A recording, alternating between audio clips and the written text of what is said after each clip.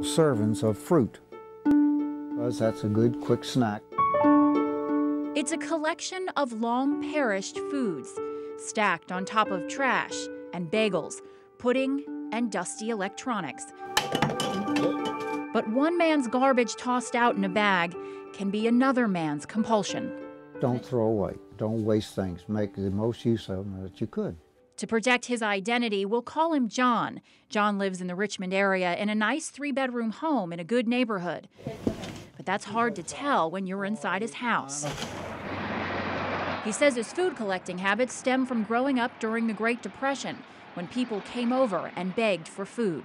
People of that era didn't throw things away. They would hand down to other people. He has people who save things for him. Henrico County Building Inspector John Butler says most times hoarding habits stem from a traumatic event or period in someone's life, a death, a divorce. Well, you can glue these things together. He says John is, by all definitions, a classic hoarder. Things that you and I would normally consider worthless, they have a hard time discarding of. They have this compulsion to hold onto them no matter what. But Butler says he's a compassionate inspector when it comes to hoarders who often violate public health and safety codes that he's tasked to enforce.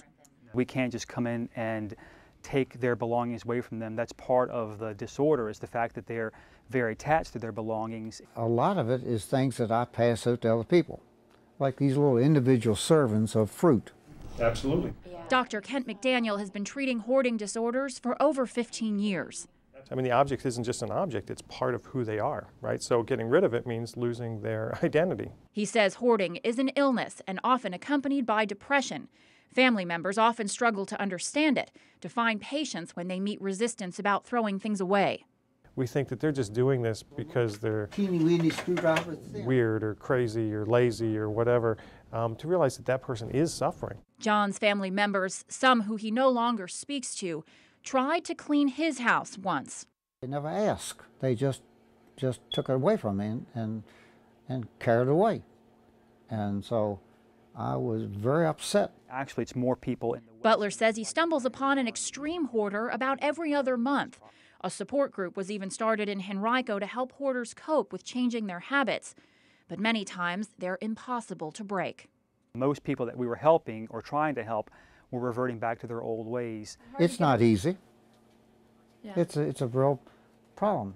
There's never enough space to go around for all my accumulations. Not in his house, his backyard, his front porch, or even inside his cars. 50 feet long. But will he accept help? No, because they don't have the same value for things that I have. Do you think saving all this stuff is necessary? Not all of it, no. Is that something that you want to change, or are you content with it the way it is? I'm not content with it, but there's only so many hours in a day. It's all different sorts of things. McDaniel says recovery starts with very small steps. And for them to realize the whole world didn't fall apart because we got rid of some trash, you know, and then you say, okay, well, next week, let's do some more. And patience for the process is the hard part. Because they're out there and living in shame, living in fear, living in seclusion, not being able to have people over. For me, it had real value. But for some, it may just remain a very private collection. Well, it's just part of living.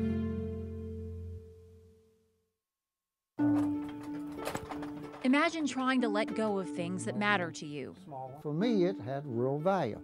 Then imagine keeping everything and keeping that cluttered struggle a secret. This is the chronic condition of a hoarder, and even when they try to escape their own reality, it manages to go with them. We'll let them pile up for a week, and then I'll go through and clear them all out and put away the things that are there.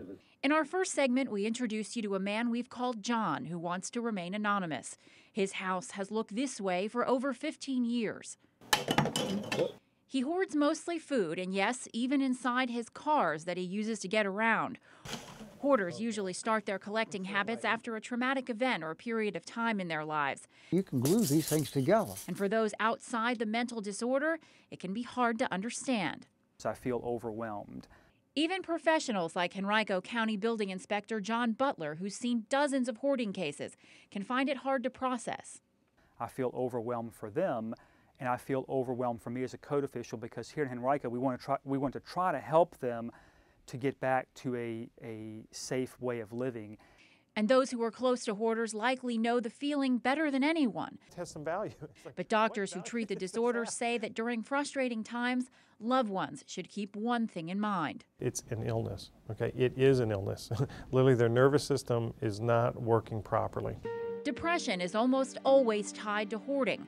John says he struggles to stay positive as he looks for a life partner after his wife left him in the early 90s.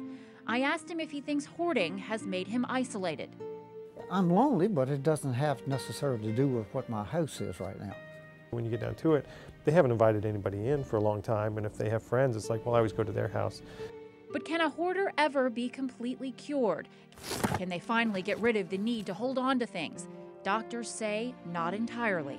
But you would think of it more as any kind of compulsive or addictive behavior. It's really something that is managed. And John, for now, will continue to manage his lifestyle, holding on to things he feels are important.